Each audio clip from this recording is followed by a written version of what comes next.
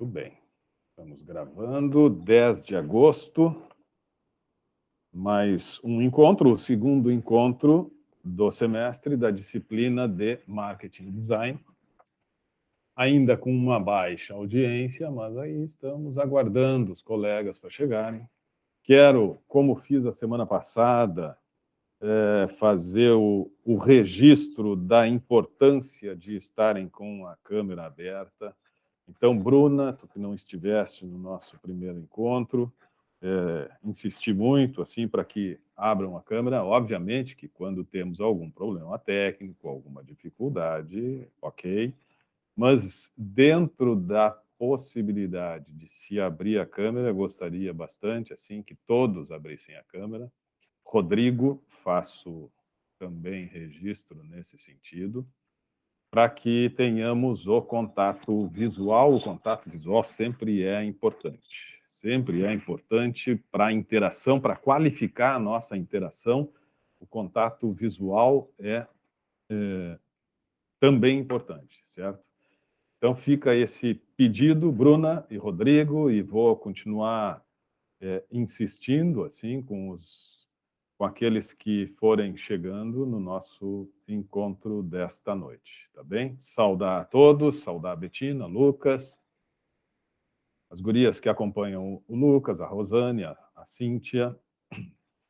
Dizer que, bom, nós a semana passada fizemos uma conversa introdutória, um início, né, de reflexão sobre o que seja o marketing, quais são os propósitos do marketing, quais são os desafios do marketing, né, na contemporaneidade, naquilo que vivemos, nas transformações do mundo, nos apelos do mundo, nos apelos da sociedade, e tudo, né, que vivemos e o que está por vir.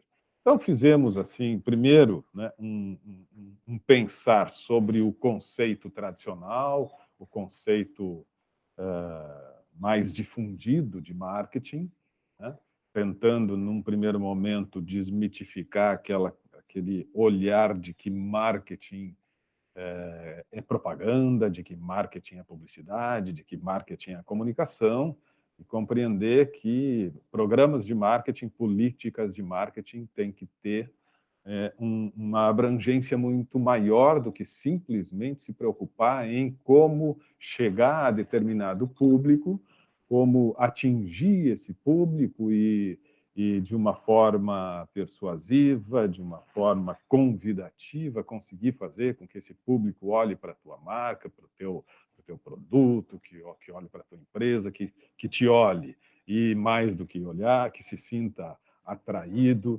para o consumo. Claro que isso faz parte, né, destes propósitos, destes objetivos, mas ele não se restringe a isso. O marketing ele começa exatamente na concepção da ideia, do produto, do serviço. Então, conceber um produto que esteja alinhado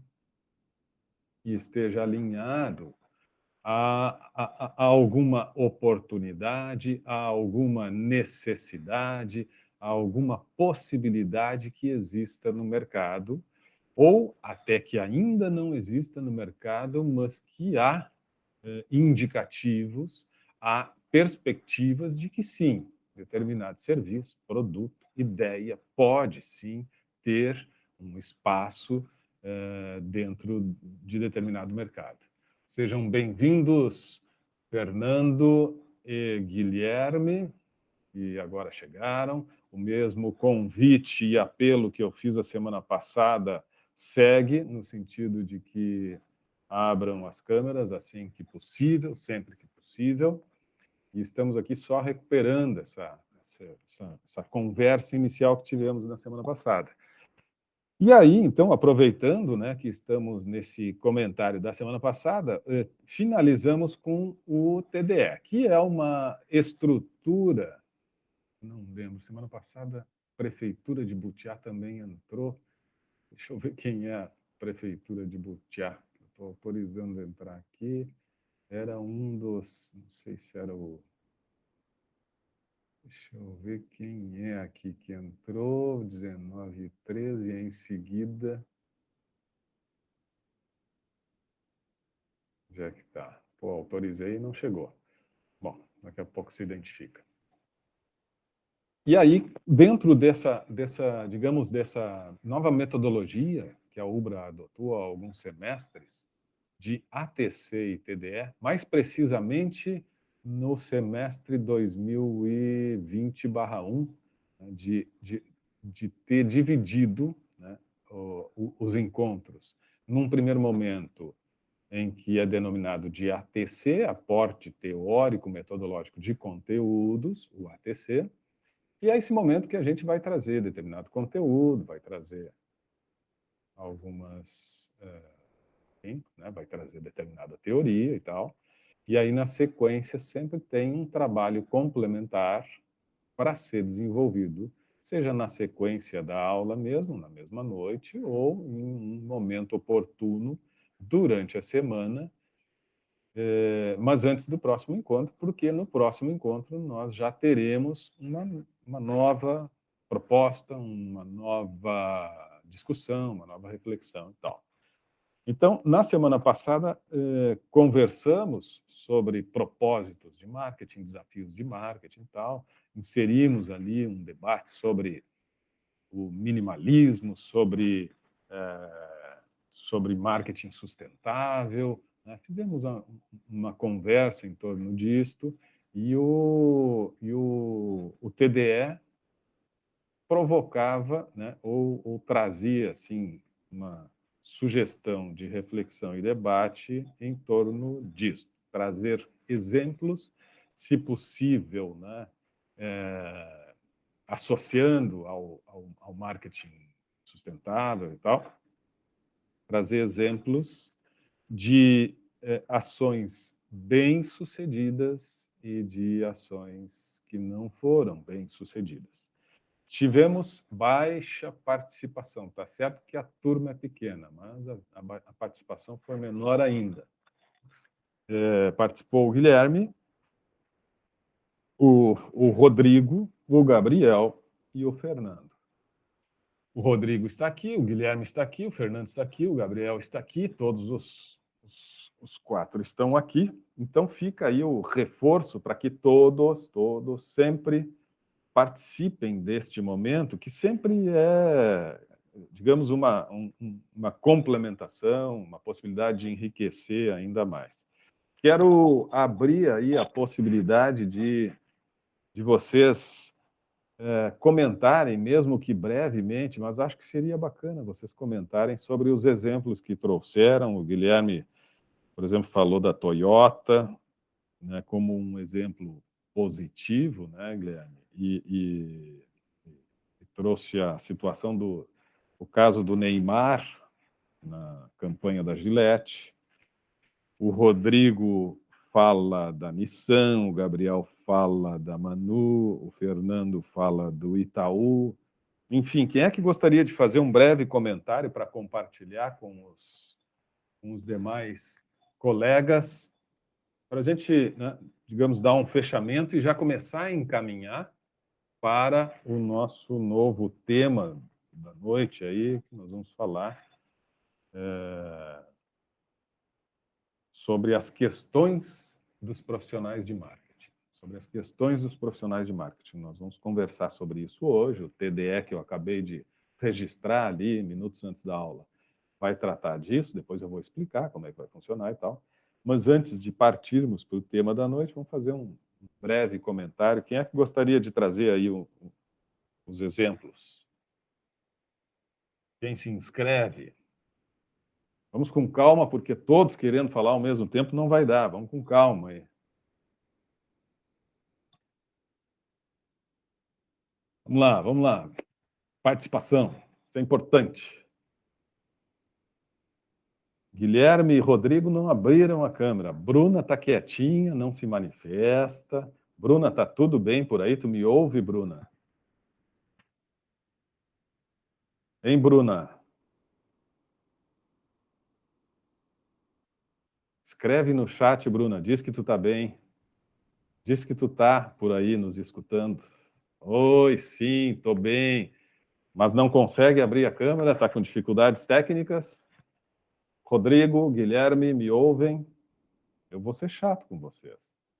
Vou ser chato com vocês. Quando não abre a câmera, eu não sei se vocês estão aí, vou ficar chamando vocês. Os demais eu tô vendo. E aí, Rodrigo? Conta, Rodrigo, conta o case que tu colocou ali no TDE. Foi bacana. Os pôneis. Eu tinha me lembrado recentemente desse comercial dos pôneis e eu achei que, e como era algo que grudava, eu percebi que era, que era uma forma bem sucedida de marketing. Então, é por essa lembrança, assim, tipo, que passou lá no fundo da cabeça para usar como exemplo. Mas recupera, assim, quais são as lembranças, quais são as percepções, quais são os sentimentos, o que envolveu isso, o que fez tu lembrar exatamente disso, até para aqueles que eventualmente não lembram muito bem ou tal. Putz, Conta um pouquinho.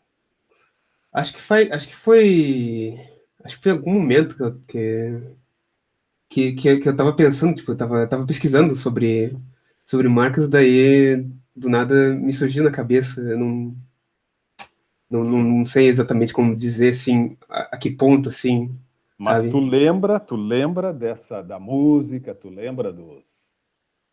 Vagamente eu lembro, porque passava muito tempo, muito na TV, tipo, Tem mais daí, alguém que lembra dos pôneis, como é que é? Os pôneis malditos, né?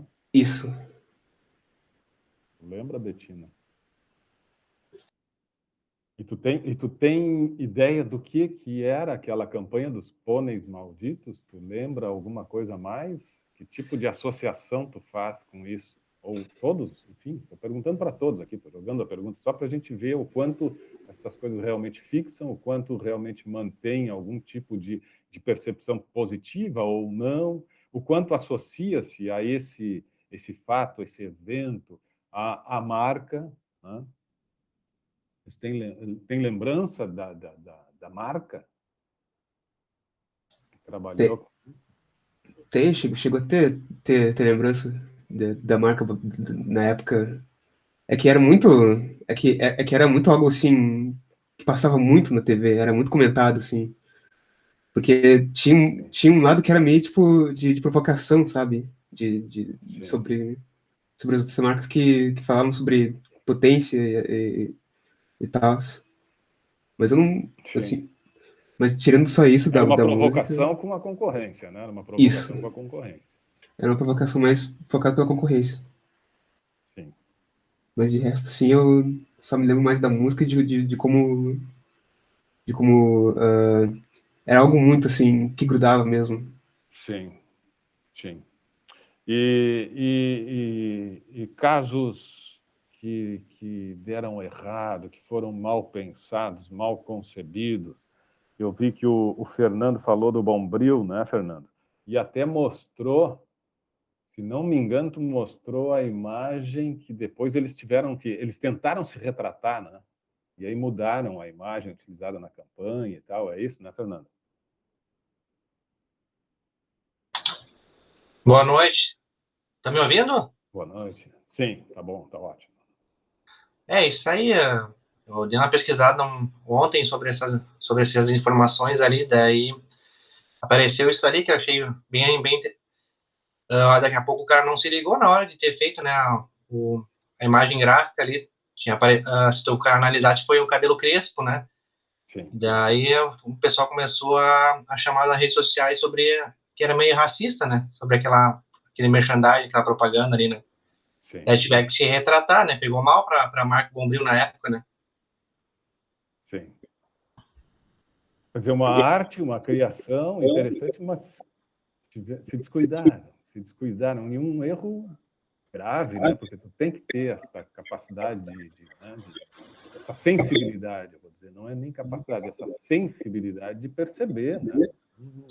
Um mundo de uma diversidade muito grande e talvez para ti não tenha significado nenhum, para outros pode ter sim. Então, esse olhar mais amplo, quando nós vamos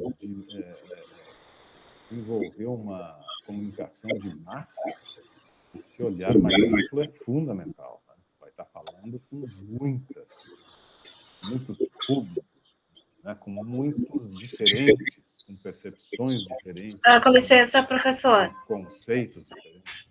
Oi, Rosane. Com os dois áudios ligados, eu não consigo entender o que o senhor fala, daí... Ah, ok. Fernando, tá, fechou já, né? Não, Fernando, você tem que fechar que tá dando eco. Acho que é isso, né?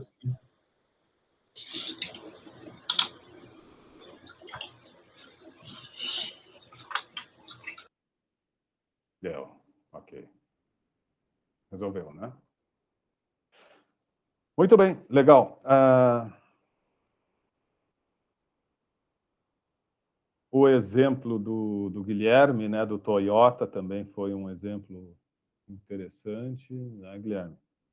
Do carro híbrido, do carro, né, buscando para esse conceito da sustentabilidade e tal. Tá bem. Tivemos ali 4 depoimentos, bacana, legal. Muito obrigado pela participação, sigam participando, quero que todos participem, sempre é importante. E mais do que participar, é fazer da sala de interação realmente uma sala de interação. Então, assim, um TDE, vamos combinar o seguinte, né?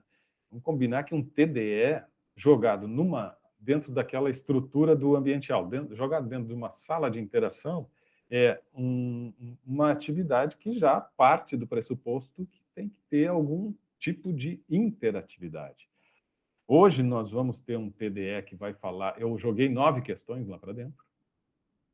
Vou explicar que questões são essas, qual é a origem dessas questões. Mas nós vamos fazer o seguinte, vamos tentar estabelecer algum tipo de interação, e não apenas um depoimento meu, muito pessoal e tal, meu ponto de vista, jogo ali e deu. Né? Deu. Se concordam, se não concordam e tal. Então, nós vamos buscar sempre essa interação. Cada um postou um arquivo lá. Não precisa ser arquivo, tá, pessoal? Como é uma sala de interação, eu até sugiro, não é um trabalho que tem que ser entregue e tal, eu até sugiro que seja no próprio espaço que está ali para postar, tá?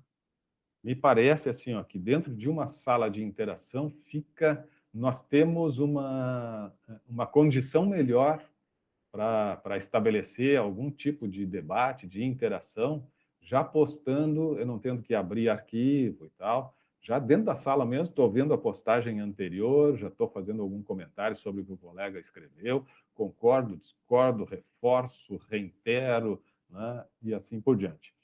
Então, sala de interação, trabalho discente efetivo, TDE, que vai ter toda a semana. Vamos considerar que é uma atividade numa sala de interação e, por consequência, fica sempre essa provocação para que comentem dos colegas também. Tá? Dá uma olhadinha, o que escreveram e tal. Ok, concordou, não tem nada que comentar, tá bem, né? Faz o teu posicionamento, mas sempre que tiver alguma coisa, entrem para a sala de interação com esse propósito, assim, com essa intenção, né, do debate, do bom debate. Então, entra para a sala de interação, lê o que já está colocado ali. Pô, será que isso aqui entra com esse espírito crítico, né? Com esse olhar crítico? Será que realmente é isto? Será que está bem posto? Será que tem alguma coisa que pode ser? E aí a gente tem essa maturidade do bom debate, né? De saber assimilar pontos de vista diferentes e tal. Mas isto é que torna a coisa mais dinâmica e rica, né? do que só nós ficarmos... Gostei muito dos exemplos, mas estou assim chamando para os próximos a gente, de alguma forma, trazer a interação e o debate de forma mais forte, mais intensa. Tá? E participação, todo mundo participando, que é o objetivo desse TDE é exatamente isso, né?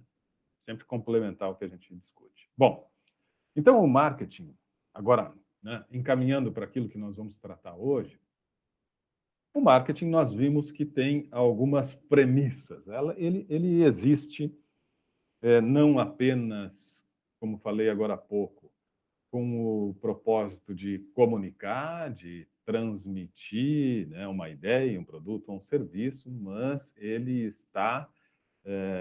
ele existe no sentido de oferecer algo para atender anseios, desejos, necessidades de determinado público, de determinada população, no nível mais elevado possível. Então, a gente desenvolve estratégias de marketing para exatamente levar para determinado público, que nós vamos identificar, levar um produto muito adequado a este público e de uma forma que gere elevados níveis de satisfação. Nós precisamos ter essa capacidade de construir, de desenvolver um produto muito bom que atenda estes desejos ou estas necessidades e entregar ele, fazer com que ele esteja à disposição do consumo da melhor forma possível.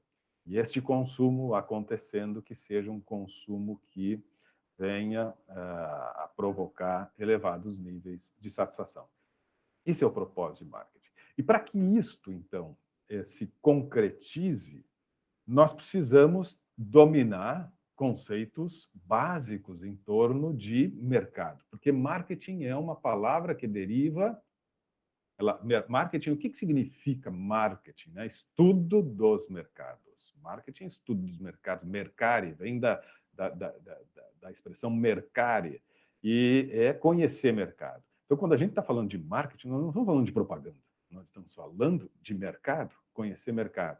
E se eu estou pensando em desenvolver o produto, desenvolver o serviço, né, oferecer determinada ideia, eu preciso, antes de tudo, responder. Mas para quem? Para quem que eu vou? Com quem que eu vou conversar? Com quem que eu vou? Para quem que eu vou oferecer esse produto ou este serviço? Então, partimos daí. Né? Nós temos essa necessidade de identificar o público-alvo. E aí, um dos pontos de partida é nós dominarmos a técnica da segmentação de mercado, certo? Quem é que me ajuda aí a falar um pouquinho e a pensar e a comentar sobre segmentação de mercado? O que é segmentação de mercado no entendimento de vocês? Como é que a gente faz a segmentação de mercado? O que é segmentar o mercado?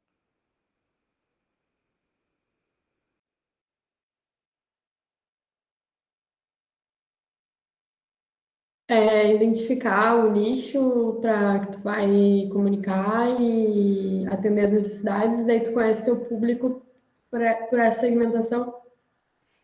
Identificar o nicho.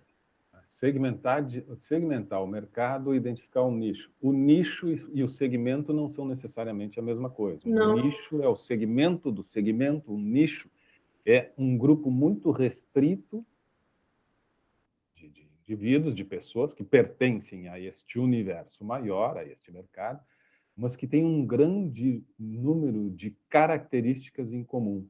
E por isso que torna este grupo, bem mais restrito. Porque segmentos são grupos maiores, são mais amplos. E dependendo do que nós vamos oferecer, daquilo que nós estamos trabalhando, aquilo que a nossa empresa se propõe e tal, talvez não seja uma empresa que atua para nichos. Pode ser que seja uma empresa que atua para grandes massas e tal. Mas ainda assim, de alguma forma, ela vai ter que estabelecer o processo de segmentação. Segmentos, pelo menos. Segmentos ela precisa enxergar. Porque oferecer algo que seja atrativo e necessário para todos os públicos, para todos os segmentos, bom, aí muito difícil. Então, todos os produtos possuem um público, como tu disseste, Betina, tá certo? Só fiz a observação. É isso mesmo, é tu enxergar determinado público que tem a ver com o teu produto, com a tua oferta. Vai colocar no mercado. Só que não necessariamente esse segmento precisa ser um nicho. Pode ser um segmento, determinado segmento. Ok. E como é que a gente desenvolve esse processo de segmentação? Como é que a gente faz acontecer a segmentação? Qual é o ponto de partida? Como é que eu identifico o meu público-alvo? Como é que essa coisa acontece? Larissa, tudo bem, Larissa? O Gabriel está se manifestando aqui no chat. Por exemplo, Fiat e BMW são do mesmo segmento, porém Mercedes e BMW são do mesmo nicho por trabalharem com a classe mais alta. Perguntando, Gabriel está perguntando, né, Gabriel?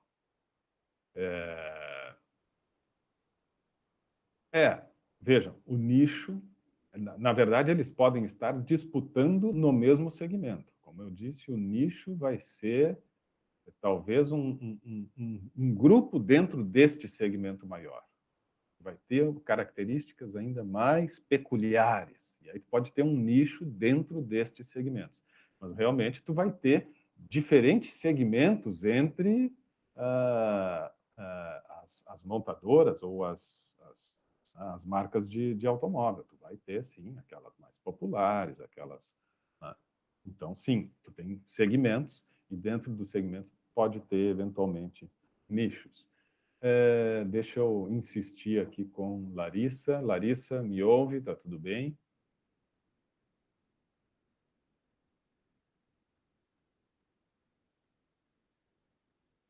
Larissa, me ouve?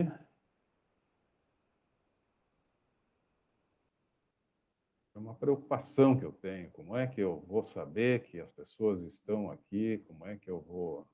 Preciso dessas manifestações de vocês. Por isso que eu insisto, Rodrigo, Guilherme, assim que puderem também se manifestem, pelo menos, né, participem e tal. Fê. Oi, Larissa, tudo bem? Desculpa que minha cadela estava latindo, eu tentei fazer ela ficar quieta. Não, deixa ela participar, não tem problema, deixa ela participar, isso aí faz parte. A minha vai ouvir e vai conversar com ela, deixa elas falarem. Tá bom. Tudo bem, Larissa? É a primeira aula, né? Semana passada tu não teve, né? Não, semana passada não entrei. Eu já estou anunciando aqui, pedindo assim que todos tiverem possibilidades e condições técnicas, sempre abram a câmera, a interação fica muito melhor. Então, quando tiver condição aí, também abre a câmera para a gente ter uma interação, uma interatividade melhor, tá bem? Tá bem. Vamos lá. Então, segmentação. Este é um conceito inicial. Quais são os critérios que eu posso utilizar para fazer segmentação? Acho que, né? Sabemos aí que existem critérios geográficos, os critérios demográficos são normalmente os mais utilizados, né? A gente faz segmentação, a gente parte já de cara assim, para os critérios demográficos. Quais são os critérios demográficos mais comuns que a gente tem no processo de segmentação? O que a gente utiliza como critério demográfico no processo de segmentação? O que o censo demográfico, do IBGE, por exemplo, que o governo tirou verba do IBGE e o IBGE não pôde realizar o censo demográfico agora, no ano passado, né? Nós, então, estamos aí às margens, mais uma vez, da informação, porque parece que informação e conhecimento não é prestigiado, né? E não tivemos. O censo demográfico já é uma pesquisa que acontece, você sabe, e é muito importante. Para quem trabalha com marketing, ter informação da população, ter informações demográficas é muito importante, né? Para a gente ter a leitura, saber tamanho de mercado, saber, enfim, ter informações. E o censo demográfico não é realizado desde 2010. Imagina, desde 2010 que nós vamos atualizando assim por estimativas. Tem algumas pesquisas, por enquanto ainda o IBGE consegue fazer, que é a PNAD, Pesquisa Nacional de Amostra por Domicílio, e essa pesquisa, então, tenta, de alguma forma, ir atualizando o censo, né? Mas, claro, que num período tão grande, já são 11 anos que ele não acontece novamente, períodos tão grandes vai tendo distorção. Então, nós temos estimativas da nossa população, estimativas da característica da nossa população, mas nos falta precisão. Isso é uma coisa importante. Mas vamos lá. Precisamos de dados E aí as prefeituras entram, né, com a busca dessas informações e tal.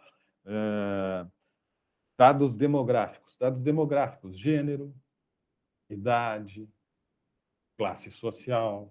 Esses são os principais itens que, numa segmentação demográfica, né, nós recorremos. Classe social. Então, se eu estou, né, pensando em definir bem o meu público, eu vou perguntar, escuta, a classe social tem comportamento diferente diante do meu produto ou do meu serviço? As pessoas de determinada classe possuem um comportamento diferente das pessoas de outra classe ou das outras classes? Se eu enxergo que sim, e há comportamentos distintos diante daquilo que eu estou oferecendo, diante do produto, diante do serviço, a partir da classe social, então eu tenho um elemento que deve ser considerado e utilizado para segmentação. Gênero, idade, né?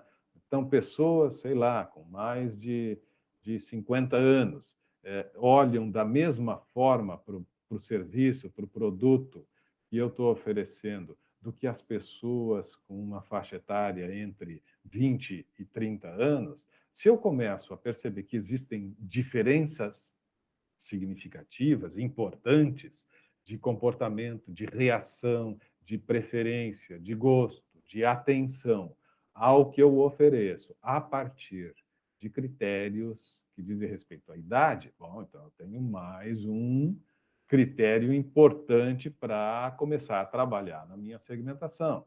E aí eu já começo, então, no universo de diferentes, uma grande população, deixar alguns dentro de um agrupamento que eu vou chamar do segmento do meu público-alvo e colocar outros em segmentos, talvez periféricos, e outros segmentos que eu vou excluir da minha área de interesse, porque eu estou classificando as pessoas. Então, eu classifico as pessoas por critérios. Quais os critérios? Eu citei 2 exemplos. Eu citei a idade e citei a classe social. Podemos pensar em gênero, mas podemos ir muito mais além. Estou só começando a pensar em critérios que são importantes para eu definir o tamanho do meu mercado. Fernando.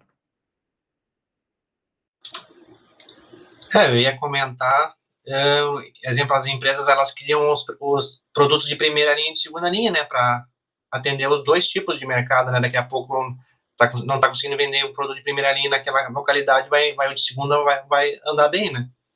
Só um comentário. Perfeito.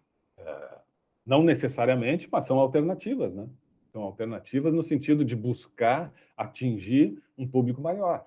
Então, tu tem um determinado produto que é direcionado para um público, que tem um comportamento, que tem uma posição no mercado, e tu quer expandir, mas esse produto não vai, né, de alguma forma, atingir outros, por razões diversas, que pode ser, inclusive, né, a gente está falando de classe social, que pode ser, inclusive, a questão do preço. Ele tem um preço que não é compatível com uma outra categoria, que é mais popular ou que é mais elevada e tal. Bom, então, vamos trabalhar com um produto de uma outra linha, né? Perfeito? E é isto. Esse é o esforço que a gente precisa fazer. Esta segmentação, eu estou exemplificando aqui, a demográfica, é a mais comum, é a primeira, é a que normalmente nós utilizamos. Nós tentamos identificar o nosso público por características demográficas. Mas uma segmentação geográfica, ela pode ser interessante ou importante também, né? Quer dizer, qual é a região que as pessoas... E mesmo que agora nós estejamos, né, cada vez mais num mundo onde as barreiras geográficas se tornam cada vez menores, né? Porque tu pode ter uma empresa em qualquer lugar e vender para qualquer lugar, diferentemente de um tempo não muito distante. Então, mesmo assim, as questões geográficas, sim, vão ter que ser pensadas, analisadas, porque tem as características culturais, que já vai entrar um outro elemento de segmentação, e que guardam relação com a geografia. Né? Então, tem produtos que não é mais nem o problema da distância, mas as questões culturais daquela região, lá de cima, né? Estão afastados geograficamente e estão afastados de nós culturalmente. Eles têm uma cultura que não vai permitir, né? Não vai se interessar pelo nosso produto ou serviço. E aí nós já trazemos outros elementos, aspectos culturais, aspectos comportamentais, aspectos psicográficos, né? Aspectos relacionados à personalidade. Todos estes elementos, né? Nós podemos classificar os indivíduos a partir de questões comportamentais, a partir de questões psicológicas, a partir de questões de personalidade. E pode isso ser importante quando nós estamos definindo o nosso público. Né? Estas características psicográficas podem ser importantes e nós temos que falar com determinado público. Lembrem-se sempre, quem quer falar com todo mundo corre o risco de não falar com ninguém. Tem sentido? Tem sentido isso? Quem quer falar com todo mundo corre o risco de não falar com ninguém. Porque será que é uma lógica, né? É uma lógica. Nós temos ontem numa outra turma que eu estava trabalhando, a gente comentou sobre o rádio, o futuro do rádio, tal, né? E até foi mais ou menos dentro dessa linha de discussão assim da comunicação, né, das diferentes rádios. Então, uma rádio conversa com um determinado público e a estrutura dela, a imagem dela, a comunicação dela, a linguagem, a programação, tudo é muito alinhada a determinado público, muito diferente de outra rádio que busca conversar com, né, um público diferente. Então, as rádios, né, nós podemos, a gente discutir, inclusive, as transformações recentes, né, porque o rádio sempre foi uma coisa assim, não, o rádio não morre nunca, o rádio não morre nunca. Mas eu acho que o rádio tradicional, eu vejo assim que ele está, né, trabalhando muito, tentando se transformar a todo momento, mas ainda assim, não sei, daqui a um tempo eu acho que o rádio, sim, vai desaparecer, por mais que existam pontos de vista contrários. E isso tudo tem muito a ver com a comunicação. Então, eu preciso ter uma identificação correta do segmento para poder ter a linguagem acertada. Eu não tenho que falar com todo mundo, não. Eu preciso falar com o meu público, e o meu público tem uma forma de comunicação, tem uma forma de compreensão. Então, isso é segmentação. Tranquilo? Muito bem. Eu estou falando de segmentação porque é um conceito básico de marketing. A gente inicia os estudos muito em cima desses conceitos básicos, mas eu quero agora fazer referência à provocação da semana, que é um texto que traz lá, a fonte é Philip Kotler, livro de administração de marketing. Todos vocês já devem ter ouvido falar, lido o Kotler, né? Já devem ter um mínimo de conhecimento sobre esse autor. O livro Administração de Marketing, para muitos, do Kotler, para muitos, é a Bíblia do marketing. E o Kotler, nesse livro, já no primeiro capítulo, ele apresenta as questões dos profissionais de marketing. Bem no primeiro capítulo, bem no início, ele já fala, ele traz esse conjunto de questões. Eu selecionei 9, Mas lá no livro do Kotler tem bem mais do que 9. Eu selecionei aquelas que eu julguei assim, as mais importantes. O que o Kotler está fazendo com, com aquela relação de perguntas lá no início do livro? Ele está anunciando para os leitores, para aqueles que se interessam pela área, ele está anunciando as preocupações que esses profissionais vão ter cotidianamente. É isso que ele está fazendo. Quando nós temos preocupações, nós nos perguntamos, nós temos questionamentos, nós temos dúvidas, nós temos perguntas, nós temos questões. Kotler anuncia: profissionais de marketing, saibam a partir de agora, e nós vamos estudar isso ao longo deste livro, e por isso que eu trago aqui, né, também anunciando, porque nós vamos estudar isso ao longo da disciplina. Ele anuncia: isto é o que vai estar na mente, no dia a dia de vocês, na mente, as respostas que vocês precisam buscar cotidianamente. As questões dos profissionais de marketing são as coisas que vocês vão estar pensando e buscando permanentemente resposta. Não existe a resposta certa ou definitiva. Existem respostas a cada momento. Cada momento, cada dia, cada semana, a cada período, a cada circunstância, a cada situação. E por isso que eu preciso sempre estar repetindo essas questões.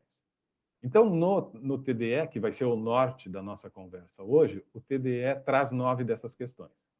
E nós vamos lá conversar, mas antes, né, vamos interagir lá no TDE, todos nós, mas antes vamos conversar um pouquinho sobre essas questões que o Kotler anuncia. A primeira questão é como que nós podemos identificar e escolher o segmento de marketing correto, e é o que nós estamos falando aqui sobre segmentação. Então, quais são os elementos que eu preciso considerar para identificar exatamente? Eu preciso ter a capacidade de enxergar características detalhadas do serviço, do produto, daquilo que eu estou oferecendo,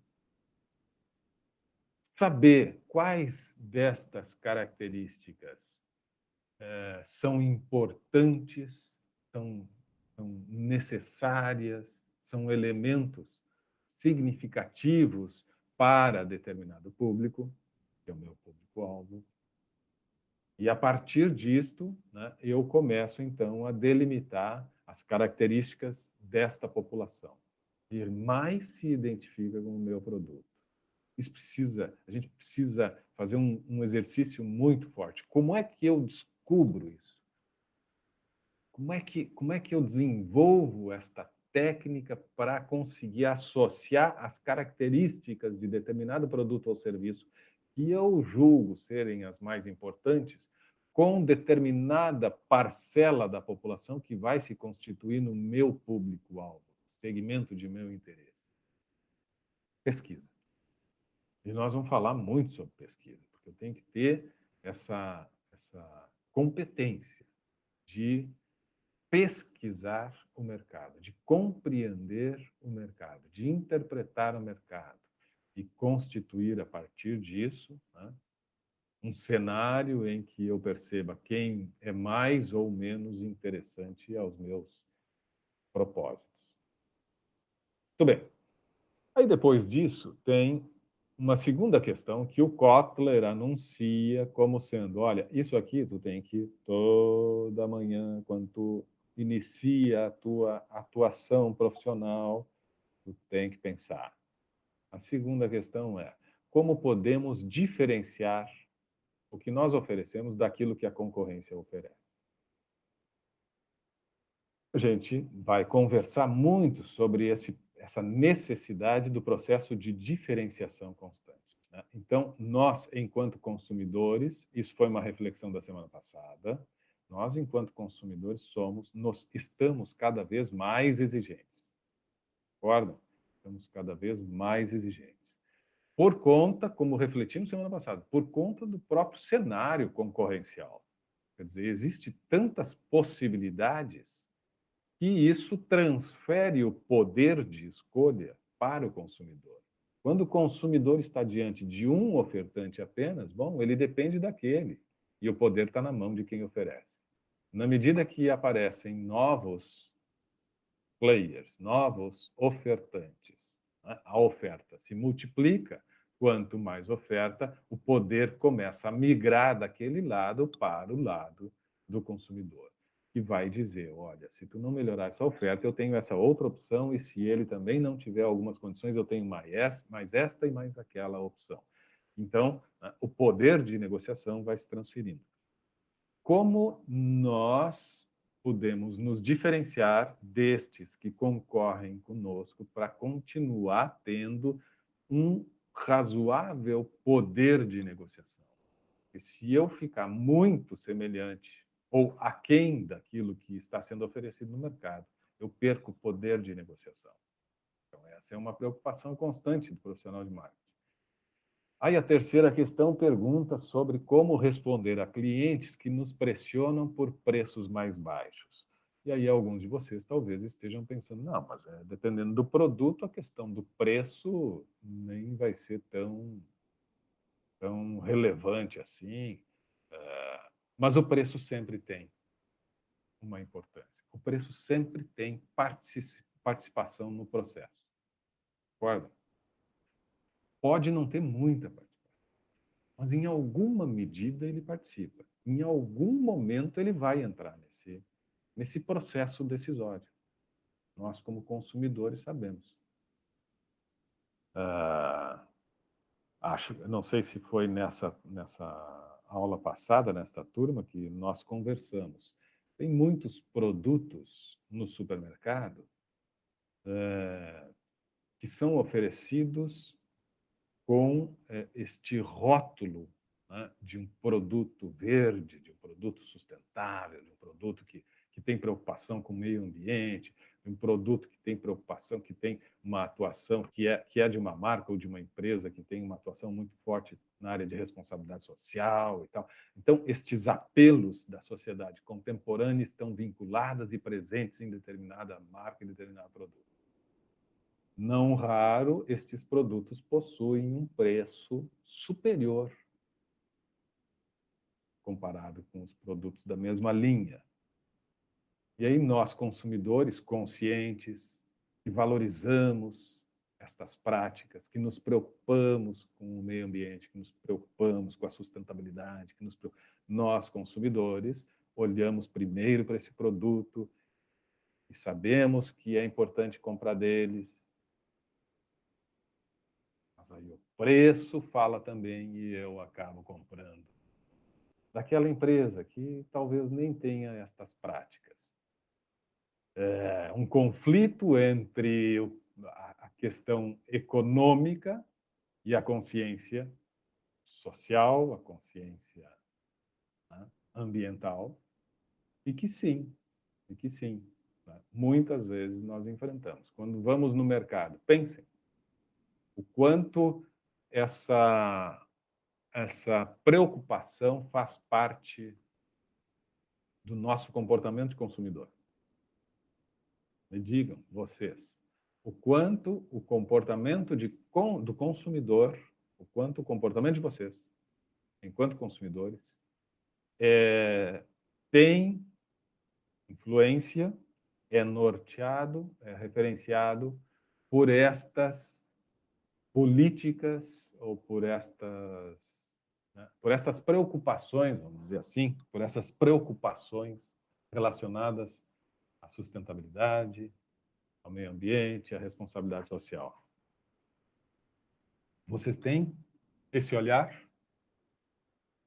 Sinceramente, digam-me, o quanto isso impacta? Vocês acham que isso faz diferença? Acho que semana passada ainda comentei, trouxe uma frase, né? A responsabilidade social é um bom negócio. Eu acho que foi aqui que eu falei, né? A responsabilidade social é um bom negócio. Então, empresas muitas vezes têm programas de responsabilidade social, porque isso pode reverter, né, num aumento no consumo, porque as pessoas começam, sim, a prestigiar, a se preocupar, a estarem mais atentas.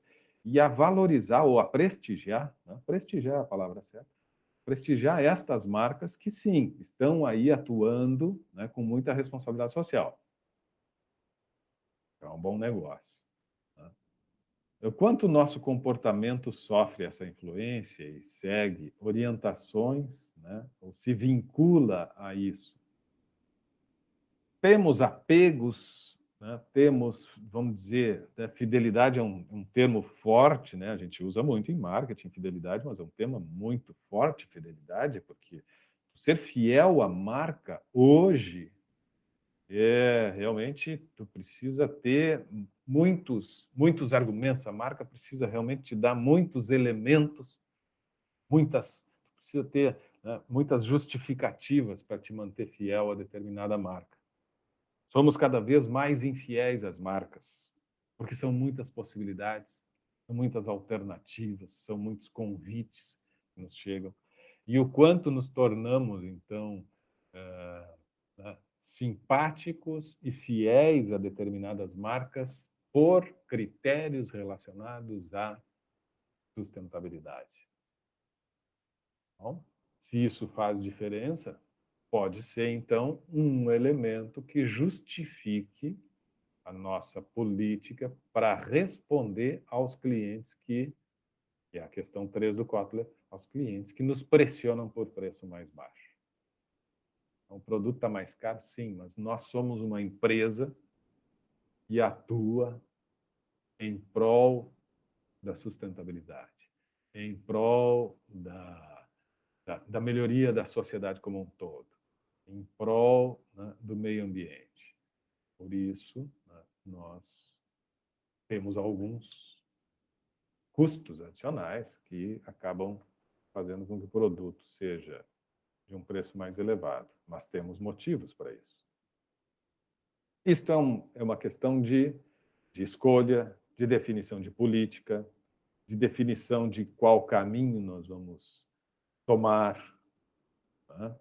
A nossa empresa, ela quer estar vinculada a esse tipo de imagem. É importante para nós termos esta imagem vinculada à nossa empresa. E a partir disso, né, nós vamos nos definindo e definindo quais os valores são mais importantes nas nossas práticas. Vai resultar no nosso posicionamento, que é algo que nós vamos conversar um pouco mais aí durante o semestre. Né? Posicionamento. Quando a gente começa a responder essas questões, nós estamos exatamente definindo o nosso posicionamento no mercado. Né? O nosso posicionamento, que é um posicionamento mais ligado às causas ambientais, que é mais ligado a determinada situação. Uma outra questão que o Kotler traz é até que ponto podemos customizar nossa oferta?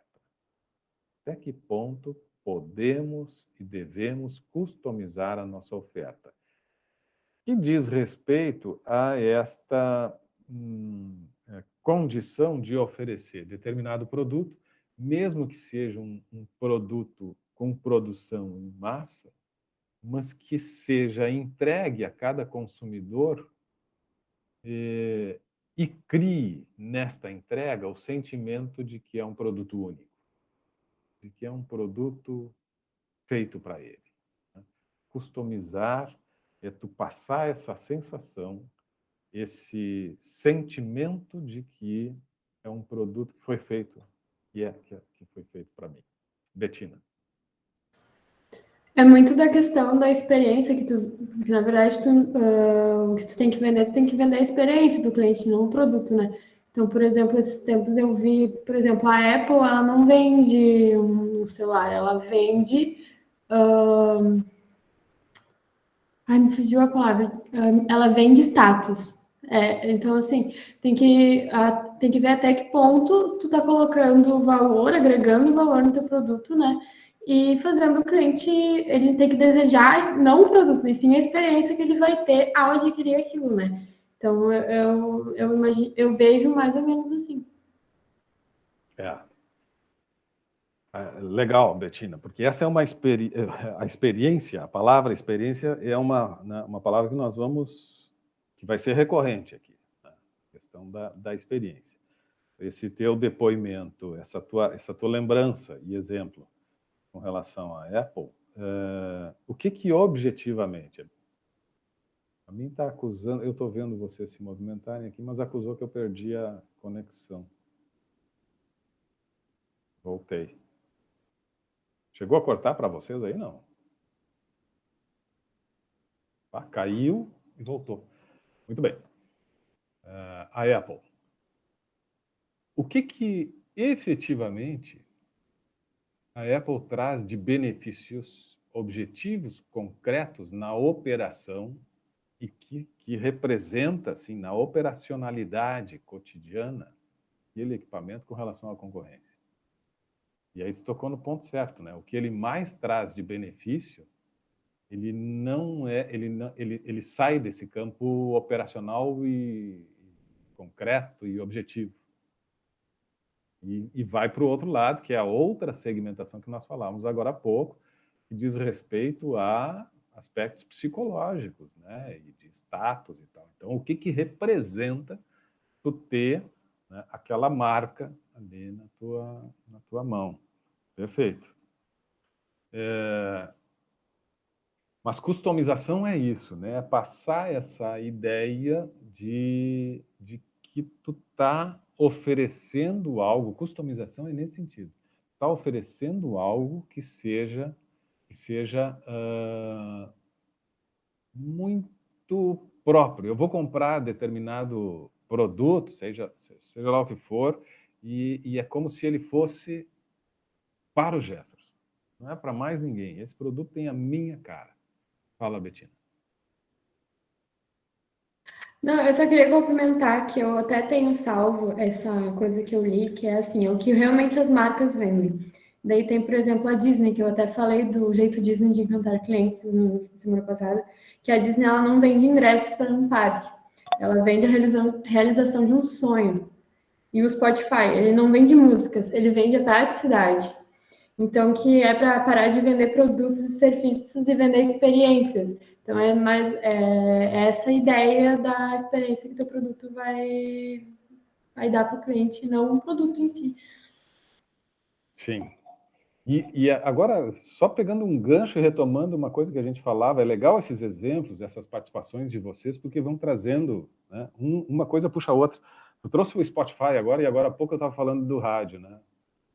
E o Spotify é o que começa a botar uma pá de cal ali no rádio, né? Porque tu vai para o carro, ainda escutamos rádio, mas daqui a pouco eu já estou no Bluetooth e já estou puxando a minha playlist.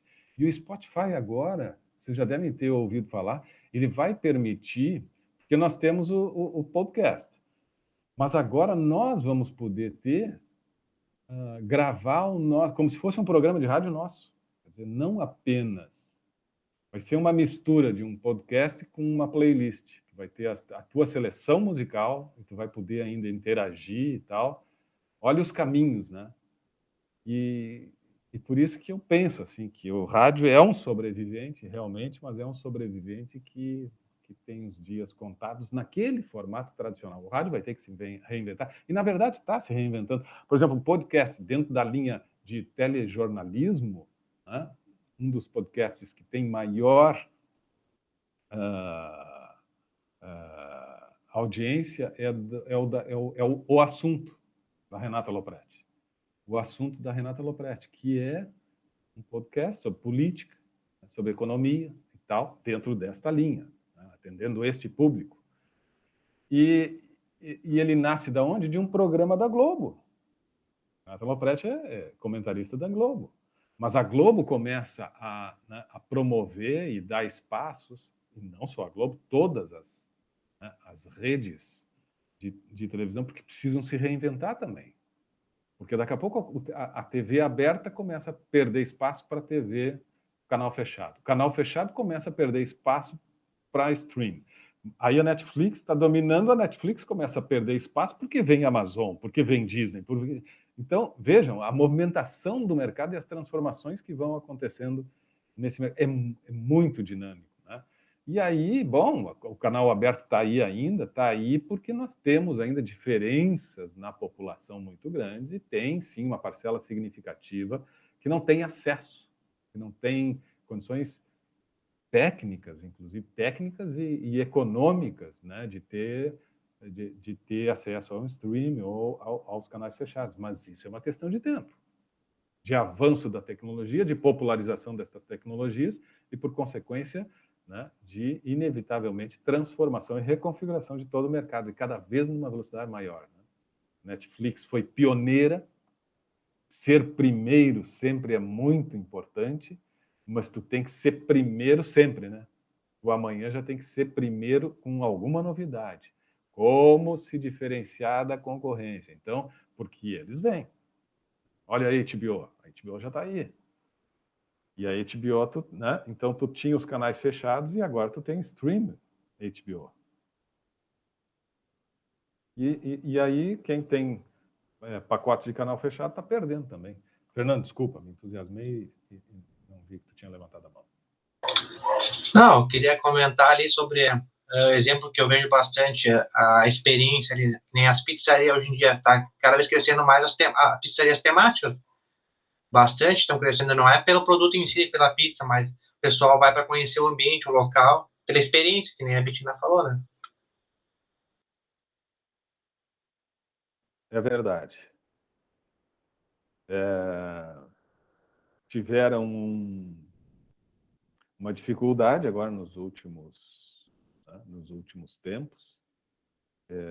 Era um movimento que estava ganhando muita força, né? E aí a pandemia atrapalhou tudo, mas penso que isso é um elemento interessante nesse segmento e em alguns outros, é verdade. Os ambientes temáticos. Bom, vamos lá, seguindo. Aí, eu estou passando rapidamente e depois vocês vão pensar e eu vou explicar como é que vai funcionar a dinâmica na sequência, tá? Como podemos reduzir o custo de aquisição de clientes? E a outra, como podemos manter nossos clientes fiéis por mais tempo? E aí o Kotler está, né, sugerindo que os profissionais de marketing têm que ter essa preocupação permanente.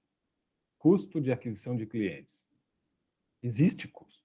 Existe custo. Nós precisamos ser criativos, nós precisamos pensar, né, nas inúmeras alternativas e possibilidades para chamar a atenção do nosso público. Né? Precisamos ter campanhas inteligentes e tal para chamar a atenção. Nos exemplos do TDA da semana passada, podemos ver aí de que muitas vezes, né, as campanhas são concebidas e por um pequeno descuido tem o efeito contrário, mas de qualquer forma sempre tem um investimento, por vezes um investimento muito alto, e nós precisamos ter retorno. Então tem o custo de aquisição de clientes.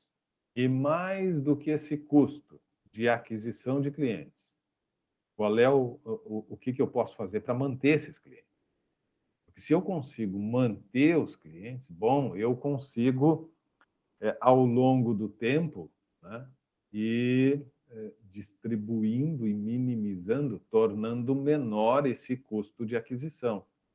Agora, se eu tenho se eu sou competente na aquisição dos clientes, na captura, na captação, sou competente, invisto, consigo, mas eu não sou competente na sequência, não há campanha publicitária, como é que é aquela frase? Não há campanha publicitária que sustente um produto de má qualidade.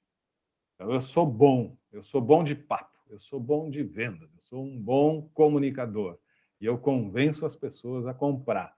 Mas o meu serviço, o meu produto, aquilo que eu entrego, não é tudo o que eu prometi. Não há campanha que sustente um produto de má qualidade. Então, eu tenho um custo de aquisição, eu sou excelente na concepção da campanha, né? E apesar de ter um custo, eu consigo captar bastante. Só que eles vêm e vão embora. Vêm e vão embora. Como que eu posso diminuir esse custo de aquisição? É exatamente mantendo aqueles que aceitam o convite ao consumo, mantendo eles comigo. Então, se eles ficam comigo, esse custo vai sendo diluído ao longo do tempo. Se eles vêm e vão embora e não tornam mais a comprar, ficou alto o custo de aquisição, porque ele não permaneceu. Então, as duas questões que o Kotler traz para que a gente pense tu precisa pensar muito bem. Bom, agora é pensar como empresário, como empreendedor. Custo e retorno. Isso tu tem que ter sempre em mente. Quanto que eu vou investir e o que isso me traz de retorno. Né? Então, isso eu preciso ter essa busca, mesmo que por estimativa, mas eu tenho que ter uma projeção, eu tenho que estabelecer metas, né? Eu tenho que ter indicadores, e tem que monitorar esses indicadores para saber exatamente como é que está sendo o meu desempenho. Eu tenho um investimento numa campanha no sentido de captura, de captação. Ok, tu está atingindo os números que tu estabeleceu porque eu investi. E eu preciso ter retorno desse investimento. E mais do que isso, depois de ter o retorno do investimento, qual é o nível ou qual é o grau de fidelidade que eu estou conseguindo conquistar junto a esses que eu consegui captar? Então, captação e retenção. Captação e retenção. Repensar, pensar, repensar a todo momento em estratégias inteligentes. Estratégia inteligente, estratégia excelente de captação é eu ter um investimento, que sempre vai ser necessário, e isso ter uma resposta muito positiva em termos de resultado, de captação.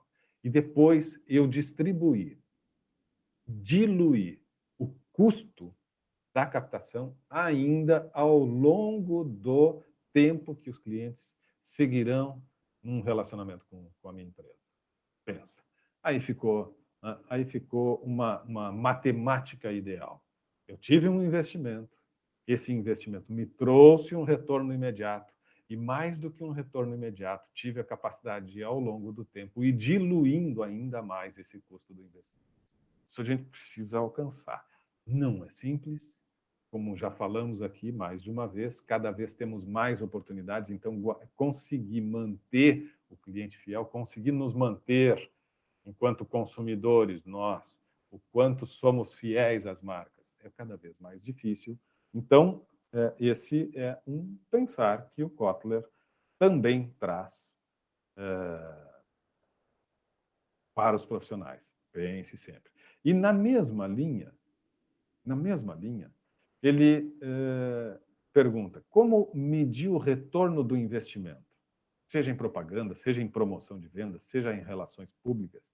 Bom, aí é uma questão econômica, financeira, mas que a gente precisa ter muito claro. Se nós somos os profissionais de marketing dentro da empresa, né, e nós vamos apresentar a nossa campanha, nossa ideia para o empresário, para o sócio, presidente, diretor e tal, qual é a primeira pergunta que ele vai fazer para nós? Quanto que tu quer de verba aí para a campanha? E a segunda pergunta é, quando e quanto me traz de retorno? É isso, né? É isso.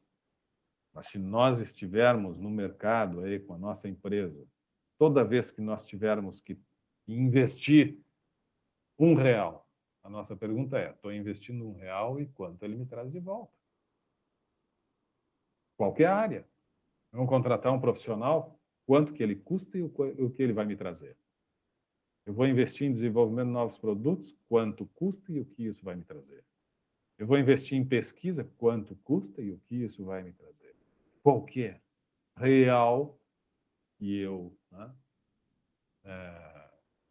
coloco como na condição de investimento, eu tenho que ter muito presente qual é o retorno desse investimento. Então, como o Kotler traz a questão do custo, né, de propagandas, do custo de promoção de vendas. Promoção de vendas sei lá, leve 3, pague 2. Isso tem um custo. Isto tem apelo? Tem, dependendo do segmento, claro que sim. Dependendo do segmento, uma promoção em termos de desconto tem um apelo muito grande. Em outros segmentos, tem outro tipo de serviço ou produto que o preço, como nós falamos agora há pouco, o preço pode não ter uma influência muito grande, mas alguns têm. Isso vocês já devem ter estudado a elasticidade da demanda, elasticidade da oferta e da demanda. Lembram que é a relação da variação do preço com o consumo. Tem alguns produtos que tu baixa, sei lá, tu baixa 10%, tu dá 10% de desconto, faz uma promoção 10% de desconto e aumenta muito a demanda. As pessoas querem aproveitar esses 10% de desconto. Opa, 10% e tal, e aumenta a demanda em 30%. O que isso representa? Um produto de demanda elástica. Mexe um pouco no preço, aumenta muito a procura. Por outro lado, tem alguns produtos que tu dá um bom desconto e movimenta um pouquinho mais ali. Dá 15%, 20% de desconto e aumenta 5% a demanda. Tem produtos que o impacto do desconto, da variação do preço é menor. E estes são produtos de demanda inelástica. Isso interessa ao marketing? Claro, nós estamos falando aqui, mais uma vez, e o Kotler pergunta sobre isso, diz, isso é uma pergunta que tu tem que fazer para o teu segmento, para os teus produtos, para as tuas diferentes linhas, né, de produtos no teu portfólio e tal. Tu tem que saber a elasticidade de cada item, de cada componente do teu portfólio. O que representa a variação do preço? Qual é a influência do preço no comportamento do consumidor que a gente falava agora há pouco? E nós precisamos, porque se eu vou pensar em campanhas, né, a campanha pode e deve ter, né, atuação em diferentes espaços. E uma das ações pode ser, sim, vamos fazer uma promoção, vamos fazer um concurso, vamos fazer enfim, uma promoção que diz respeito à vantagem financeira. E aí, se isso traz um retorno positivo, ótimo. Mas tu precisa considerar isso. Tu precisa considerar também do impacto que a variação no preço causa no aumento da demanda e também fazer uma análise do que isso representa no aumento do consumo, porque às vezes são coisas diferentes. As pessoas aproveitam o desconto que tu está dando e adquirem mais, a demanda aumenta, mas o consumo não aumenta. Por consequência, o reflexo vai ser ali na frente. Na semana seguinte, quando ele iria novamente comprar de ti, ele não compra. Porque ele comprou a semana passada e estocou em função do desconto. Aumentou a demanda, a procura, mas não aumentou o consumo. Quando baixa o preço da gasolina, não dá fila ali nos postos de abastecimento, já não viram filas ali, às vezes, quando tem uma oferta de combustível? Tem, né?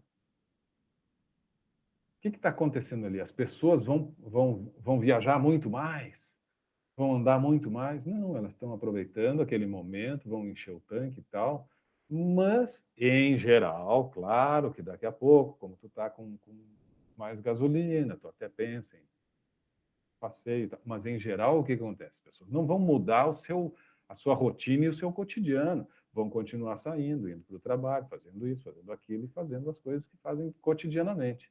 Mas esta semana, ao invés de abastecer 50 ou 70 ou 100 reais, como eu sempre abasteço toda semana, eu hoje, como tem um bom desconto no posto ali, eu fui ali e enchi o tanque. E antes eu ia abastecendo ali na expectativa de, quem sabe, baixasse na semana que vem, estou achando o preço da gasolina muito caro e tal, e aí abasteci um pouquinho, não, bota aí 30 reais, 40 reais, 50 reais e vamos de novo. Daqui a 3 dias abasteço de novo. e agora vem um bom desconto, eu encho o tanque. Aumentou a demanda, deu fila no posto, aumentou, né? Mas o consumo do produto, o consumo não aumentou, por parte dos consumidores. Portanto, eu que agora enchi o tanque e voltava a cada 2 ou 3 dias naquele posto, vou voltar naquele posto daqui a 2 semanas. Então, muda, né, o comportamento de compra. E não muda o comportamento de consumo. Claro? E alguns produtos, tu aumenta a demanda e aumenta o consumo também. Tem produtos que tu, né, aumenta, tu compra mais e consome mais. Isto é importante para tu refletir na tua organização, né, na oferta.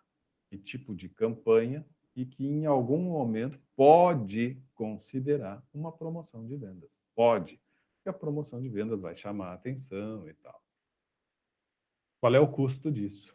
O quanto isso vale a pena? O quanto isso pode atrair novos consumidores? O quanto isso, atraindo novos consumidores por conta do preço, pode, a partir de serviços agregados, e como disse Bettina, e o Fernando, a partir de uma experiência excelente, eu consegui trazer ele pelo preço. Dei um bom desconto, ele veio. Mas ele vai ter uma experiência muito boa, que vai fazer com que, no momento seguinte, em que eu não vou estar com preços tão convidativos, o que vai ter um impacto na decisão dele vai ser a experiência muito positiva que ele teve.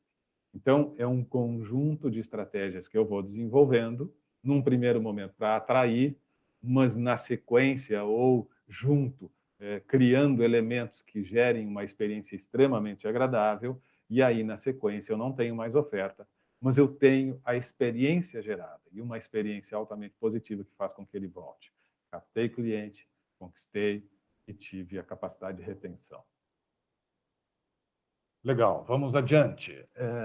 Como podemos... E aí, né, eu coloquei mais duas questões. Como eu disse, o Kotler relaciona mais do que 9, eu trouxe apenas 9 aqui no exercício dessa semana, mas ele relaciona muito mais. E a 8ª, como podemos fazer com que todos os departamentos da empresa sejam mais orientados para o cliente? E o que significa isso? O que significa departamentos orientados para o cliente? Orientação de marketing. Orientação de marketing.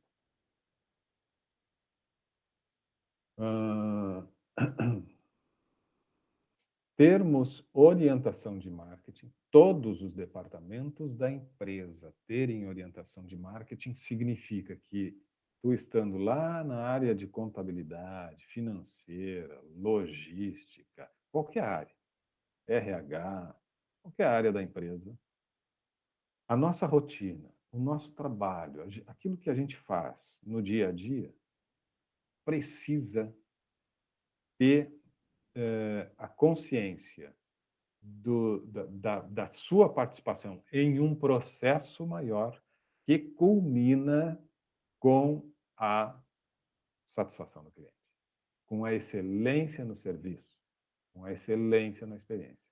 Então, tu está lá na área lá da contabilidade.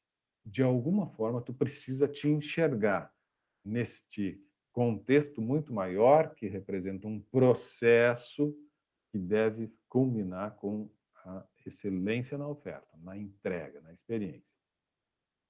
Desenvolver uma filosofia de marketing, né, e fazer com que os departamentos sejam orientados para o cliente é criar essa consciência. Bettina, eu vou tomar água enquanto tu fala. Que bom. Não, eu ia dizer que essa parte daí é mais responsabilidade do próprio gestor de fazer um bom endomarketing com o cliente interno, né? Porque às vezes a empresa não está nem com os valores, a missão presente no dia a dia, ou até mesmo não é usada dentro do ambiente ali de trabalho, então isso cabe ao gestor, né, ali do marketing, do próprio setor de marketing, pensar no cliente dentro da empresa, né, porque não adianta só pensar no cliente ali de fora, no externo, que vai comprar o produto, sendo que o teu cliente interno não veste a camisa da empresa, tem que ter um bom trabalho de endomarketing. Concordam, colegas? Concordam com o que a Bettina trouxe? A Bettina trouxe uma palavra, endomarketing. Mas assim, Bettina, será que, por exemplo, você tem um exemplo do cara de contabilidade lá, ele está trabalhando lá na contabilidade. Será que o rapaz que está sentadinho ali fazendo os lançamentos contábeis, será que ele vai ter alguma influência? E será que é importante um programa de endomarketing para cuidar do cara que trabalha com a contabilidade ali? Será que isso pode atrapalhar a contabilidade, o lançamento ali pode atrapalhar o serviço, a entrega? Primeiro, que o ambiente de trabalho tem que ser bom, né? Se tu não está trabalhando num bom ambiente, a própria contabilidade vai dar errado. E, por exemplo, para mim, grande prova disso é o Google, né? Convenhamos que é um ambiente de trabalho super favorável e tem um endomarketing muito bacana. Então, e outra coisa, o teu cliente interno, ele interfere, independente se for contabilidade, se for RH, ele vai interferir no cliente externo, porque se ele comentar com alguém, a empresa tal que eu trabalho, ela não é boa, ou que ele está insatisfeito, está sempre estressado dentro do trabalho, isso vai, daí quem ele contou vai contar para outra pessoa, e a pessoa também pode não querer comprar daquela empresa. Então, eu acho que isso pode interferir. Por exemplo, eu trabalhei numa empresa aqui de Canoas grande, que é bem conhecida e as pessoas acham que é mil maravilhas. E eu não gostava de trabalhar lá dentro, sabe? Então, daí, claro, cabe à pessoa não ficar falando e tal, mas isso pode interferir em outras pessoas a pensar, não vou comprar, não vou trabalhar nessa empresa, porque a pessoa que trabalhava lá dentro não concorda. Então, eu acho que isso interfere sim. Legal. Fala, Fernando.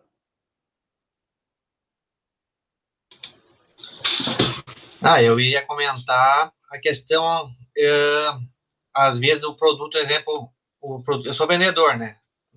O que acontece comigo? Às vezes eu vendo o produto e tudo mais, hoje as empresas, elas sempre analisam, fazem análise de crédito, olhando as concorrências, né?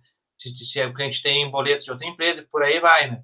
Então, às vezes, a gente acaba perdendo venda de algum volume, alguma coisa, porque chega na empresa, ela vai ali, ó, consigo te liberar, por exemplo, 2.000 de crédito, eu vendi 5. Acaba não podendo falar para o cliente que ele vai perder credibilidade, não vai querer comprar de ti, pela parte financeira, que a empresa visa também não perder dinheiro, né? Um cliente novo, daqui a pouco não tem um histórico bom com a empresa e por aí vai. Então, tudo isso influencia também. A parte interna, eles vão cuidar a parte para a empresa não perder, a equipe de venda quer vender mais. Então, às vezes, acaba perdendo o cliente pelo limite de crédito. Poderia vender mais, só que a empresa não te libera esse valor, né? Perfeito.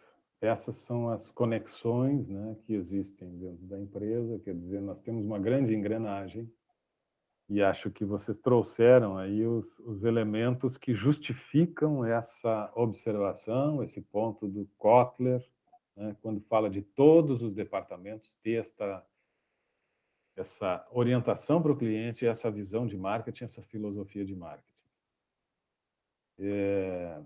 Todas as pessoas que estão dentro da empresa precisam compreender, insisto que eu disse agora há pouco, precisa compreender onde é que tu está nessa grande engrenagem. Porque se tu não fizer bem feito, né, vê, o Fernando está dizendo ali, ó, vai comprometer uma venda que foi bem feita e tal por algum problema, ou vai restringir e tal. E aí Bettina fala de clima organizacional, né? Quer dizer, os desdobramentos que podem ter a partir das pessoas não comprometidas. No final da história é isso. Não está comprometido, não está compreendendo está compreendendo bem o teu papel, né, nessa construção de uma oferta excelente, nessa construção de uma experiência, mais uma vez, excelente. Vai, de alguma forma, sim, impactar lá na ponta, lá no relacionamento com o cliente, lá no atendimento ao cliente. Então, sim, o funcionário da contabilidade, o funcionário da expedição, o funcionário da análise de crédito, todos nós precisamos ter essa compreensão que é importante no trabalho. E eu preciso fazer esse trabalho no sentido de que dê tudo certo ali na frente. Quando da entrega, né? Quando do fechamento, quando da finalização. Se eu não faço as coisas, né? Se eu não realizo as minhas atividades com competência, vai ter um problema no processo, vai ter retrabalho, vai ter um prejuízo neste processo que pode impactar no trabalho de outros colegas. Então, o que eu fiz pode comprometer o trabalho de algum outro colega, pode atrasar o trabalho de outro colega, isso pode gerar conflito, isso pode, enfim. Olha quanta coisa pode ter de repercussão, quantos problemas nós temos no cotidiano das empresas, né?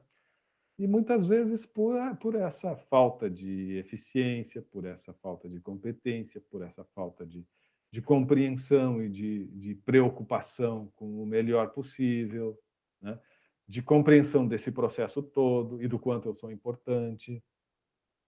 Então, o endomarketing que a Bettina trouxe, né, como referência, o endomarketing é aquele programa que se coloca entre marketing e gestão de pessoas, e a área que cuida das pessoas. Nós temos a filosofia de marketing e nós temos a área que cuida das pessoas dentro da empresa. Nós precisamos trazer essa filosofia de marketing que é, como dissemos já na semana passada e no início dessa aula, que é gerar elevados níveis de satisfação, aqueles que aceitaram, né, adquirir o nosso produto ou o nosso serviço. Nós temos que fazer com que esses elevados níveis de satisfação também atinjam os nossos parceiros, colegas, colaboradores.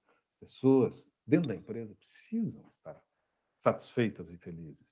Se a gente trabalha num ambiente, né, agradável, convidativo, entusiasmante, que coisa boa, né? Coisa boa a gente passar o dia numa empresa assim. E a gente se compromete mais, a gente se engaja, a gente quer fazer cada vez melhor e tal. E isso tem uma repercussão e um resultado ali na frente. E quantas empresas, olha, eu ando aí dentro de empresas, quantas empresas as pessoas trabalham porque precisa. Está lá porque, né, tem que ir, precisa sustentar e tal, mas olha, na primeira oportunidade que tiver aí, eu estou saindo fora. Quantas vezes a gente sabe de histórias de pessoas que trocaram de emprego para ganhar menos, mas com uma perspectiva de sofrer menos, de ser mais feliz, porque ganhava um pouco mais, mas era um sofrimento. Então, esta questão que gira em torno de programas de endomarketing é muito importante. A gente vai ser, né, nós vamos ser muito bom na campanha, na atração, vamos fazer, né, um programa espetacular, vamos conseguir, né, organizar tudo, pensar tudo. Agora, se as pessoas que vão colocar esta campanha, esta ideia, aquilo que foi idealizado com excelência, que vão realmente executar, que vão colocar em prática, se essas pessoas não estão comprometidas, interessadas, não adianta, não vamos vencer, não vamos alcançar êxito. Fala, Bettina. Não, eu vou dar um exemplo que veio na minha cabeça agora bem usual, assim, que é... Eu já trabalhei em serviço público, sabe?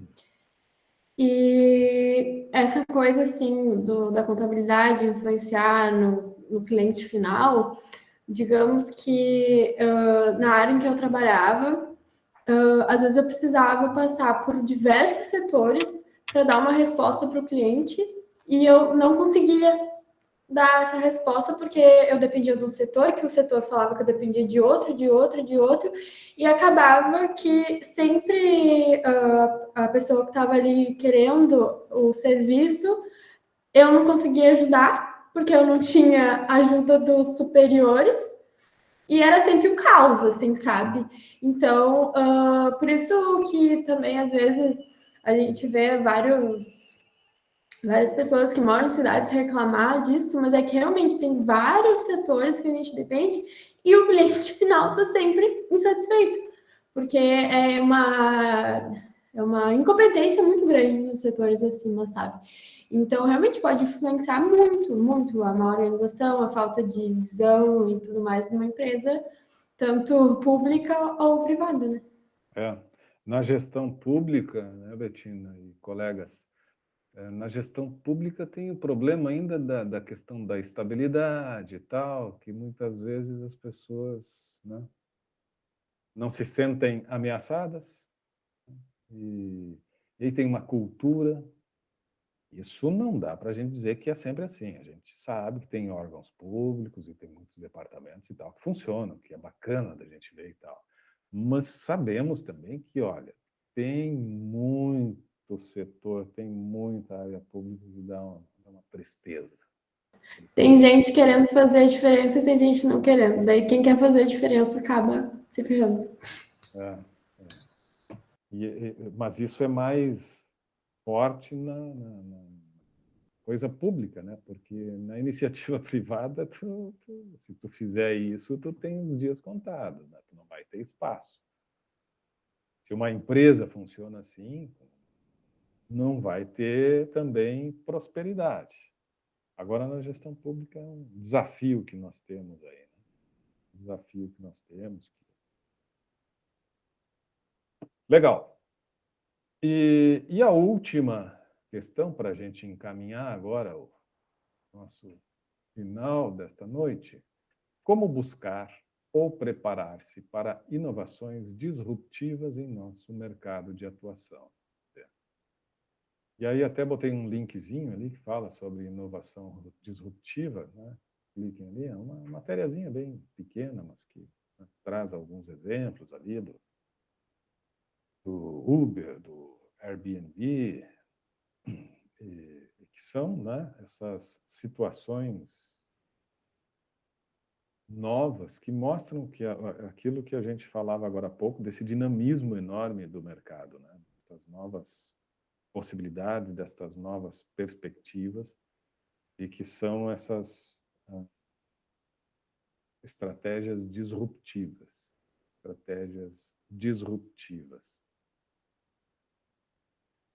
que reinventam determinados segmentos, que passam a oferecer, né, produtos que já têm uma história, que já têm uma tradição, mas que de repente passam a ser oferecidos numa condição inovadora, completamente diferente daquilo que até então existia. Então, de que maneira que nós podemos estabelecer uma rotina de busca pelo novo? Isso, em alguns meios, é chamado de cultura da criatividade e inovação. De forma que eu posso instituir na minha empresa a cultura da criatividade e inovação. Cultura. Não é um programa específico, um projeto para lançamento de um produto novo, para modificação, né, do nosso portfólio. Não é um programa ou um projeto momentâneo. Estou falando de cultura. De que maneira criar a cultura da criatividade e inovação. Que é esta coisa das pessoas pensarem sempre com sempre com essa olhar crítico, com essa busca por novas alternativas, com essa inquietação, no que diz respeito à forma com que as coisas acontecem. Então, como desenvolver esse espírito inquieto e essa dúvida constante e tal. Mas quando eu falo em cultura, significa, né, fazer com que isso realmente seja algo cotidiano, que faz parte da nossa vida. Uma característica que passa a ser nossa. Pessoas que trabalham nessa empresa vivem a cultura da criatividade e inovação. Então, aquelas pessoas que estão sempre perguntando, tá, mas não tem uma forma melhor de ser feito? Isso tá excelente, está funcionando muito bem. Ok, até agora. Mas será que já não está na hora de repensarmos e tal? E se desenvolve isso, né? Esse pensar crítico constante, cotidiano. Isso é um processo, não é de uma hora para outra. Olha, a partir de hoje vocês têm que ser mais críticos aí, vamos lá. Não, não. Isso é um processo, inclusive, através de práticas, de atividades, de programas que sim vão criando essa cultura. Tem muita empresa, por exemplo, que tem a prática da reunião diária, né, de 10 a 15 minutos para avaliação, 10 a 15 minutos, pessoas-chave ou todos os setores, ninguém senta, não tem mesa, não tem nada, são reuniões com todo mundo de pé, né, não tem acomodação nem nada, e vamos lá, como é que foi ontem, quais foram as dificuldades, quais são as questões que podem ser mudadas e tal, brainstorming, discussão e tal, alguns apontam e dão encaminhamento e vamos de novo, amanhã tem mais, e amanhã tem mais, quer dizer, não tem esta coisa de acomodação e da gente cair numa rotina. Nós temos encontros diários onde vai ter questionamentos sobre as nossas práticas, sobre o que funcionou, sobre o que pode melhorar, sobre algum depoimento de cliente, sobre alguma coisa que apareceu na rede social, sobre alguma coisa. Enfim, estejam de olhos abertos, porque amanhã tem mais papo. 10, 15 minutos que nós vamos nos provocar aqui, nós vamos com objetividade, com intensidade. Né? Isto são práticas que tu vai instituindo e que vão criando aos poucos essa cultura da inquietação, essa cultura da busca pelo novo, da busca pela melhoria contínua e tal. Isso são práticas. E quando tu começa a estabelecer essas práticas com bastante disciplina, com uma coisa muito sistematizada e tal, né? E aí, nesse sentido, né, a gente pode pensar, pô, disciplina, criatividade. A criatividade talvez não tenha que ter, né, essas coisas tão metódicas, tão estabelecidas. Tem que ter, sim. Né? Tu estabelecer uma disciplina de formato, de horário e tal, de dinâmicas, mas que sejam dinâmicas provocativas, instigantes, inquietantes e tal, e fazer isso como uma norma. E fazer acontecer, quando tu começa a criar, né, essa cultura da criatividade e inovação. Estas são algumas das sugestões ou provocações do Kotler e nós vamos conversar um pouquinho sobre elas, então, essa semana. O que eu coloquei ali no TDE, que eu vou ler rapidamente para encaminhar? Digite a questão e respectiva resposta, mas sempre seguindo a ordem das questões. Então, como eu disse, temos 9 questões, tá? Digita a questão e a respectiva resposta. Não precisa fazer em arquivo, anexo, nem nada. Ali mesmo, aqui na sala de interação. Clique em participar e vai em frente. Já vai digitando ali. Reforço que estas questões constituem-se em uma provocação do Kotler. Em outras palavras, ele sugere que os profissionais da área de marketing devem permanentemente estar buscando respostas para esses desafios cotidianos. A gente tem que estar sempre se perguntando. Isto também é criar uma cultura, né, da criatividade, da inovação. Portanto, aqui não se busca a resposta certa, mas exemplos de como as empresas estão atualmente agindo e respondendo a essas questões. Então, nós vamos pensar isso. Cada um de vocês vai pegar sempre, né, o primeiro que postar hoje aqui, ou enfim, amanhã, o primeiro que postar o TDE vai pegar a pergunta número 1 e vai responder ali como é que nós podemos escolher os segmentos de marketing correto e, se possível, trazendo algum exemplo.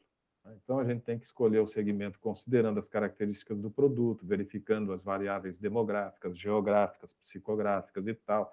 Por exemplo, determinada empresa, né, busca tem muito claro o seu segmento de atuação ou determinado nicho, onde as características das pessoas, né, dizem respeito à classe social, são pessoas de classe mais baixa ou de classe mais elevada, também tem a questão, enfim.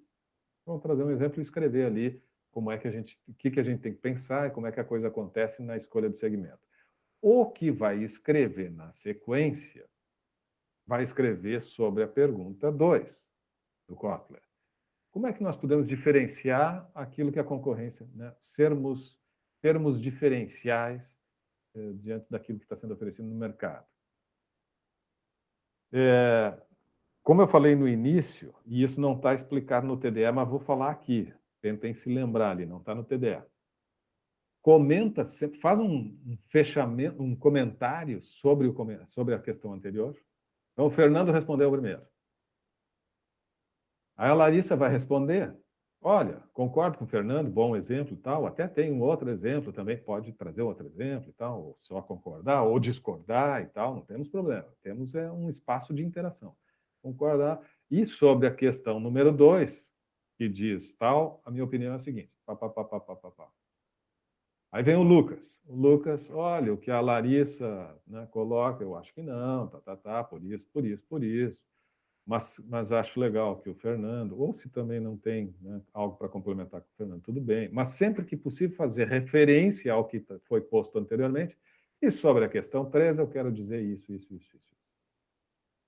E aí vem a Betina e pá, o que o Lucas escreveu, acho que sim, acho que não, E aí vai, tá?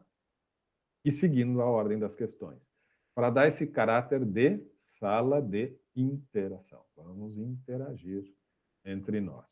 Nos provocarmos um pouquinho e tal. Tá? Essa vai ser a ideia dessa semana, a primeira prática, e nós vamos melhorando, qualificando esse espaço na medida que vamos avançando nas nossas aulas. Tranquilo?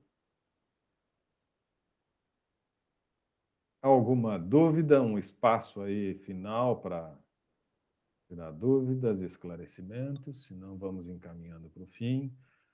Larissa, tudo bem? Tu foi minha aluna, Larissa? Microfone. Fui da aluna em Fundamentos de Marketing. Eu estava lembrando também. Então, eu também, eu falei ainda esses dias pro meu namorado que a tua cadeira foi uma das que eu mais gostei. Eu fiz só uma contigo. Faz uns 2 anos, eu não sei direito. Sim, ela estava lembrando. E a Sim. Betina também já foi minha aluna. Fernando não, né, Fernando? Os rapazes aí, Lucas, eu acho que não. E os rapazes que estão com a câmera fechada, Gabriel, Guilherme, Rodrigo, tá tudo bem? Vocês estão por aí ainda, hein? Vocês Sim, andam por aí? ainda estou aqui. Muito bem, Rodrigo. Gabriel e Guilherme se manifestaram também. E eu insisto, semana que vem quero ver a câmera aberta aí, tá bom? Então tá, turma, muito obrigado pela presença, estejam sempre presentes nas terças-feiras, tragam inquietações, tragam dúvidas, vamos participar bastante. Obrigado, Fernando e Betina, especialmente por terem trazido aí as contribuições, os exemplos, muito legal, é sempre muito bacana a gente ter esse dinamismo. Não ficar só eu discursando aqui, vocês me darem, inclusive, a oportunidade de tomar uma aguinha de vez em quando. Tá legal? Boa semana a todos. Qualquer dúvida, usem os espaços lá do aula, né, para tirar dúvida, escrevam, qualquer dificuldade. E semana que vem retomamos, ok? Estou encerrando a gravação e boa noite a todos. Boa noite.